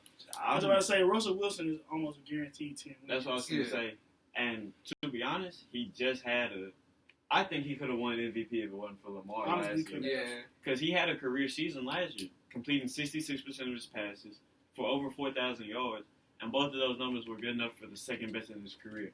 And not only did he do that, he led the NFL in fourth quarter comebacks and game-winning drives. Yeah. Like, he's a proven winner, bro. Like, you can't dispute that. He almost hocked the 49ers last season. Exactly. You can't, dispute it. He's a winner, bro. He's most definitely a winner. They'll make the playoffs. 11-5. I got them winning the division at 11-5. I don't have any other team better than that. Well, I'm gonna throw this out there though. I think their pass defense finna be nice, bro. They made an underrated move in bringing in Quentin Dunbar, bro. Didn't he get arrested though? He did get arrested, bro. I want to say robbery or something. Robbery. He didn't catch no misdemeanor. He caught a real charge. I want to say it was I want to say it was with a weapon too. Yeah. I want to say it was with a weapon. Nah. But I think they finna beat the case though, bro. I got faith in beating. Black Lives Matter. Keep my man out of jail. Exactly, bro. Quentin Dunbar, one of the best man corners in the league. Big facts, bro. Keep that man out of jail. I was looking at it last year, bro. I mean, last night. He was Pro Football Focus's number 2 overall corner, bro. He only played 11 games, but when he played, quarterbacks had a 56.9 QBR when they targeted him. Wow. He's locked down, bro. Seattle plays a lot of zone, though, huh? Yeah, I mean, they play a lot of zone because you got to think about who they had. Personnel. Because Carroll is really a man coverage kind of guy. That's why they play a lot of 3 deep zones. I mean, was he man coverage because he had a lead secondary, or that's what he is? Because you might play man with Sherman, Brandon Bowner, Earl Thomas over the top. Whoa. You can't play man with Sherman, bro. Yeah, he's slow. He's slow. Sherman now though. But I mean, he has always been a man. I'm more of a zone corner, anyways, and that Josh Norman mode. Whoa, don't compare him to Josh Norman. He's way better. He got traded this year, or he's not. Hold on, don't disrespect Josh Norman. Sherman's still in San Francisco. Josh Norman got traded. Well, he signed with the Bills. He with the Bills now. Josh Norman was legit for 2 years. Yeah, playing that Tampa 2 defense until he went to Washington and had to actually guard somebody. Because remember when Dez put that highlight tape out against Josh Norman? He was looking like D'Angelo Hall in that video. Oh, yeah. What did he say? It's my first day out here, and I'm already breaking ankles. I feel God. Who are we most excited for in the upcoming draft? Besides Trevor Lawrence, that's a cheat answer. Man, Justin Fields? That's a nice boy right there. Justin Fields. You think he's going to be nice in the league? He kind of reminds me of, I'm going to say Cam, not the production that he had in college, but just the body type and accuracy. I think that Ohio State will take a bigger step because they did lose Dobbins. They lost a couple of the receivers. So I think that that'll probably be my Heisman bet right now because then they can have with Trevor. Ooh. You said Justin Fields your Heisman bet?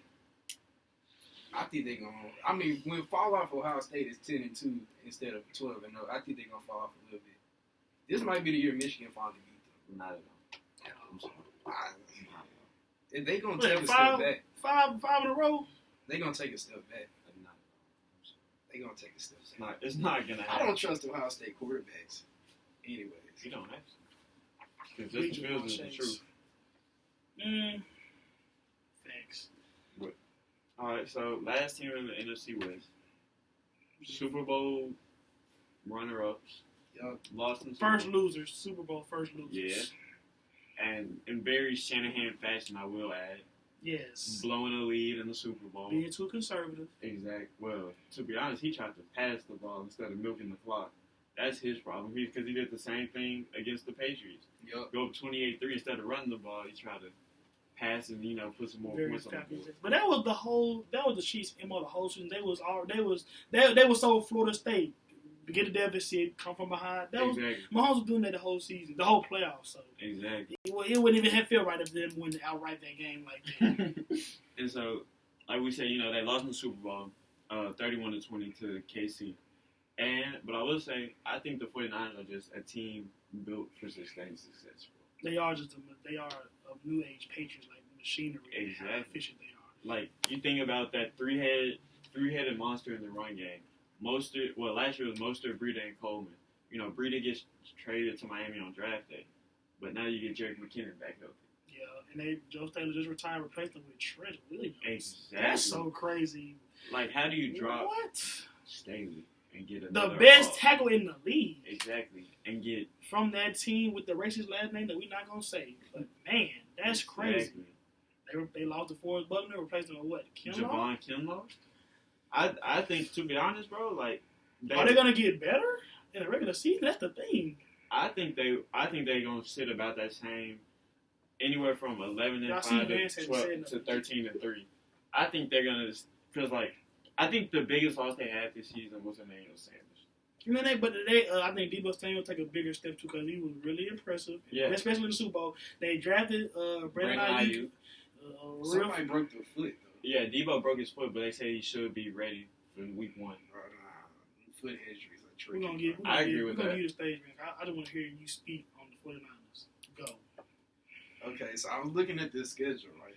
Like I said earlier, the schedule in the NFC West is just so hard, bro. It's so hard. And just the games, I had them going 8-8. Okay. And the games I had them losing.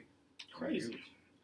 At New England. I mean, it's a losable game. It's winnable. It's losable. I just got them losing. No, I get. They're going to be hyped for Cam right now. And it's really tough to play in Foxborough. I got Seattle sweeping them in the series, so that's 2 more L's. I had the Cards sweeping them also. You had, who? You got that much faith in Kyler Murray? Right now? I think he can beat a team that gave up 50 sacks last year going against that D-line? And D forward. Yup. I don't know about that. I mean, then again, this is just games. This is just what I had. But I'm just saying the fact that you think the Cardinals are going to sweep them in the series is. I mean, it's possible.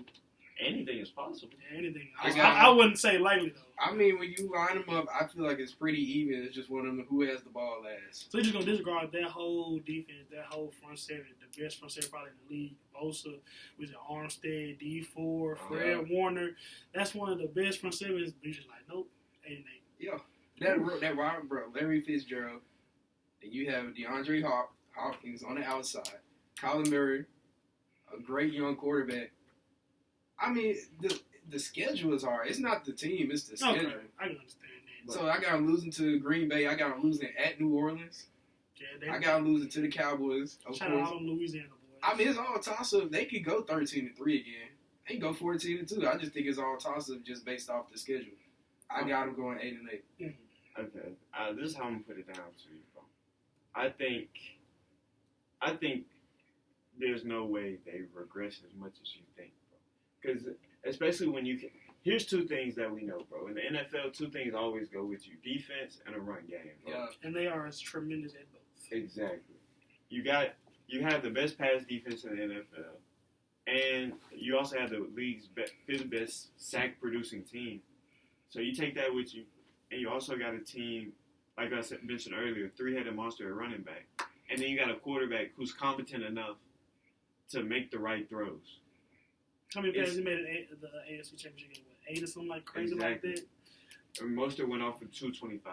I mean, just like how you said, Shanahan, what Shanahan did with the Falcons, he's going to do the same thing with the 49ers. It's a Super Bowl hangover coming soon. But I'm saying, after Shanahan won the Super Bowl, was in the Super Bowl, he left for the 49ers.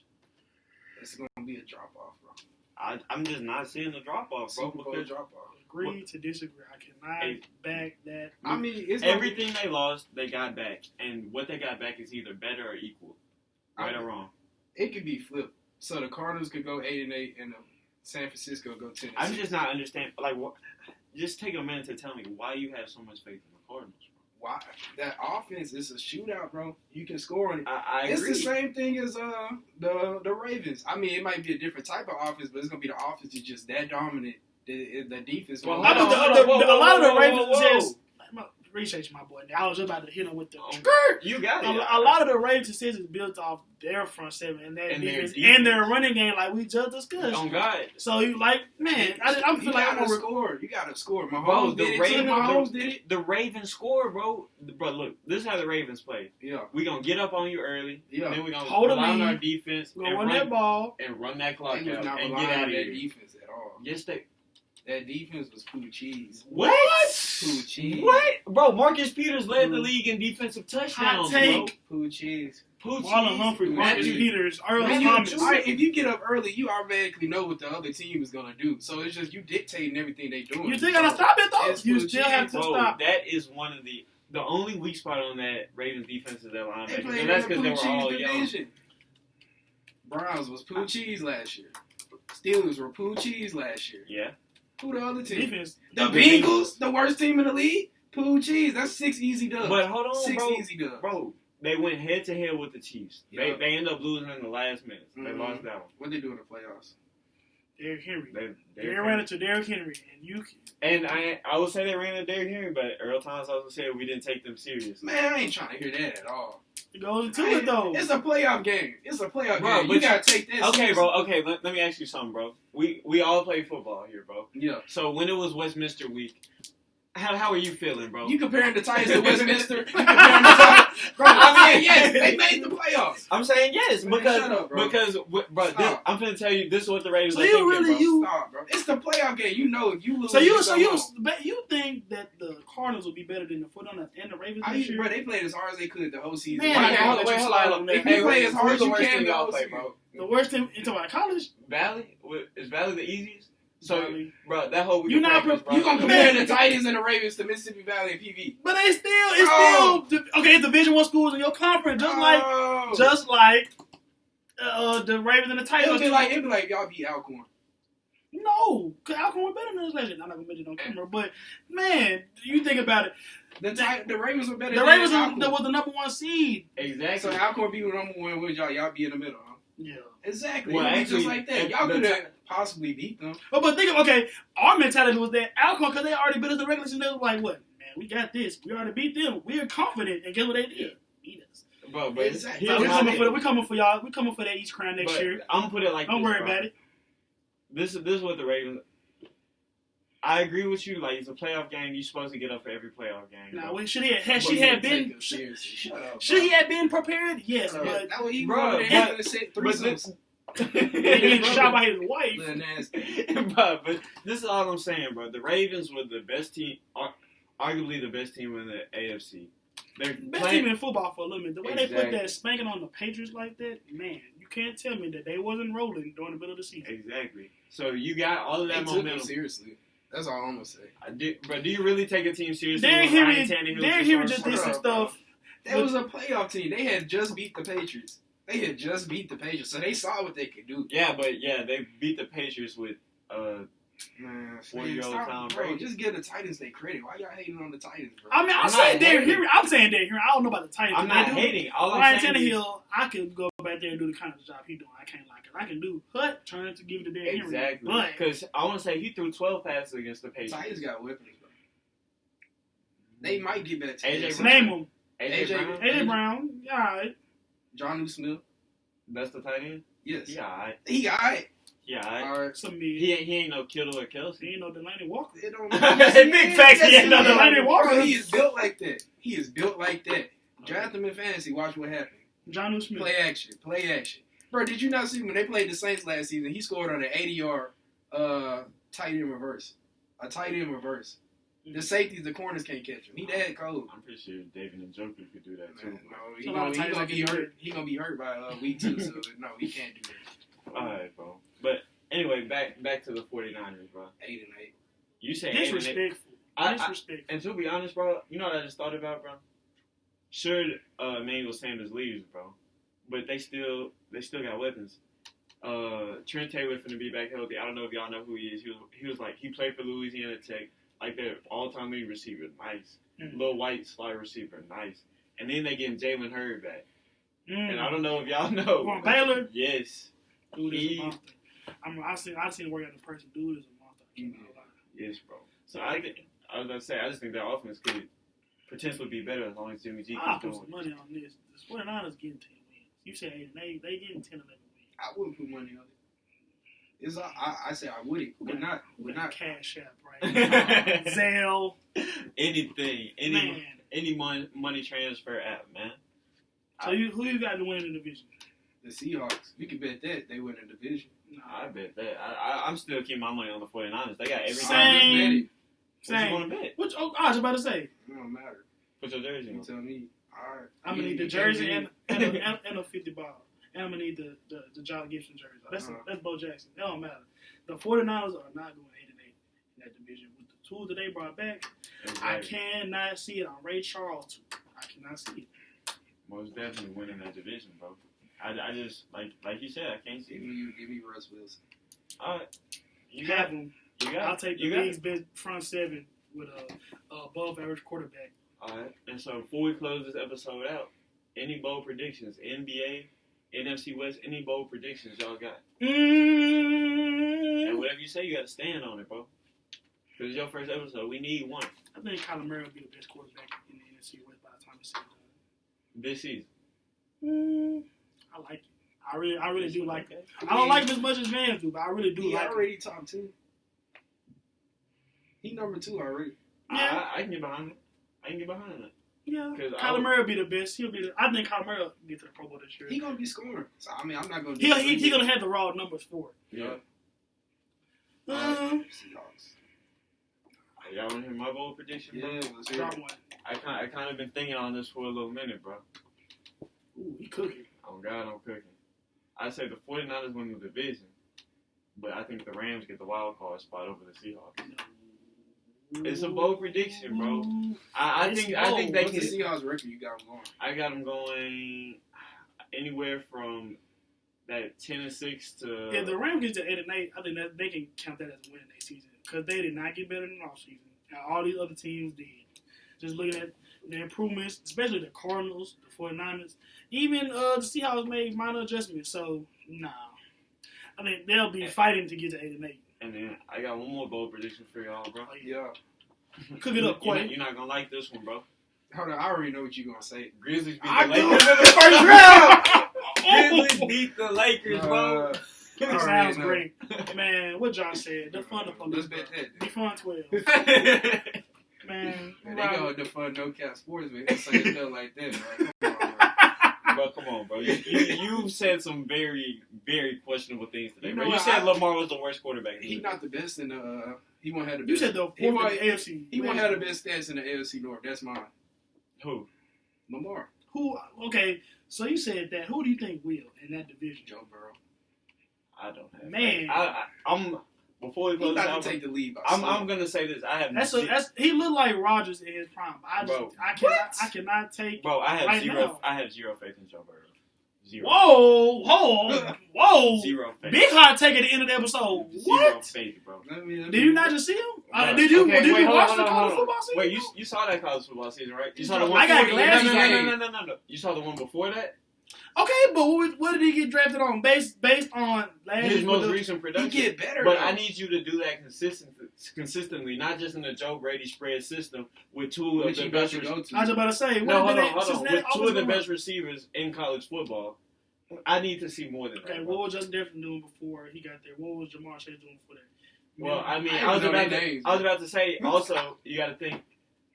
Turn Jamar Chase to a first round prospect and a winner. This was Jamar Chase's sophomore season. Last year he was a freshman. Yeah.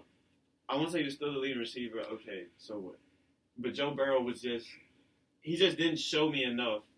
He showed me he's a winner. He showed me he can make every throw. What a completion percentage? 70? Bro, he was the whole season. Ohio State. They just didn't start him. He was not the best quarterback. Yes, he was. He was better than Haskins. Take Haskins. He was better than Cardale too. Yes. Boy, no. Yes. It's a reason. Where is Cardell? Okay, look at Cardell now. Look at Joe Burrow now. Is he still in the league, bro? Does he have a contract? Don't he play for the Bills? I know. Last thing I heard him, he was in the I seen him on XFL. Twitter. He was in the XFL. That's a cold. With the Washington team. Joe Burrow only XFL. I'm buying Joe Burrow stock right now. And it's not even that low, but I'm still buying it. He's not better than Lamar. Van's tripping, but I'm buying Joe Burrow. I didn't say he's not better than Lamar. The stats gonna be better than Lamar. Bro, Joe Burrow, like I said, bro, I just need consistency from Joe Burrow. That's what I need. He did it the whole season. Did you see that LSU schedule? You know they ran through the SEC West, right? The toughest division in college football. And he just, excuse me. One of the biggest high. The quarterbacks be thriving, too. And quarterback at LSU, when the last time LSU had a good quarterback? Jamarcus Russell. He was college, man. He was college straight. And we was on fetuses when that happened, so it don't even matter. But when you're a quarterback that's and you're not at Alabama and you thrive in that division, the SEC, you gonna thrive in the pro. Wait, hold on. It's been other quarterbacks. So you got Dak that thrives. Cam thrive. Jared Stidham thrived in a way. That's what I mean, bro. In a way, he not. It's the reason why the Patriots just signed him. I mean, signed Cam because he was not looking like the future. Bo Wallace finished thrive. Bo Nix. Bo Wallace. Bo Nix. Yeah. He Wallace. Built like that. Because he almost beat Oregon. That's a true freshman, too. Yeah. That's a true freshman. Did they beat Oregon? He beat Oregon. Did they? Yeah, that last minute, Bo Nix is the truth. I think I'm buying some Najee Harris stock right now. I cannot lie. Najee Harris? You that big on him? He's like a baby for a net, bro. I would say baby Derrick Henry. Whatever. He's big body. He's just big body. But is he better than AJ Dillon? Yes, AJ Dillon. I don't like these one-dimensional running backs, bro. I will say that. If you're one-dimensional. Yeah, but he's that one dimension is exceptional. Exactly. AJ Dillon isn't exceptionally one-dimensional, bro. I will say this, bro. AJ Dillon is an A, B, C gap. Derrick Henry can hit the D and E gaps, bro. Yeah. Derrick Henry, that's a big dude with some serious long speed. Exactly. And there's and some serious get off me ability. Man. All right, if you could, when it comes down to Derrick Henry, if somebody told you had to tackle him one-on-one, you get $1 million or you go to jail for a month, would you take it? I'm chopping him. I'm chopping the hell out of him. Man. He gonna take it to the crowd. I'm chopping the, boy. Wait, hold on, bro. I've already danced in the penitentiary system. I don't even know my own. Yeah, head at his ankles. He got on the ground. It's just straight line. Yeah. It's Oklahoma drill. You gotta get up, boo-boo. Ooh. But I'm not gonna lie. He's not built on no speed. That's the only thing. Imagine him coming for like 10 yards. Aaron Thomas. I'm not gonna lie, bro. He's almost double my weight, bro. That's a large human being. That's muscle. Did y'all see that picture of him and Deion Lewis standing side by side? That's like his son. Bro, did y'all see that video of him on the hill? Man. He was walking up it like it was like flat ground, bro. No count. But I guess we'll go on and close this one out. Appreciate y'all for watching and welcome our new member Josh to the team. Hey, y'all doing, man? What y'all doing? Yeah, follow PVAMU football. Follow me Twitter, IG, Memphis 10 Hefe. Self-promotion thing right there. Yes, sir. And we play a football season. I'll be out there balling for the Panthers. Yes, sir. And that's all we're gonna do right there. All right, and that's all we got for y'all this week. Make sure y'all subscribe. Check us out on Twitter, our blog, and all of that. And y'all be safe, be smooth.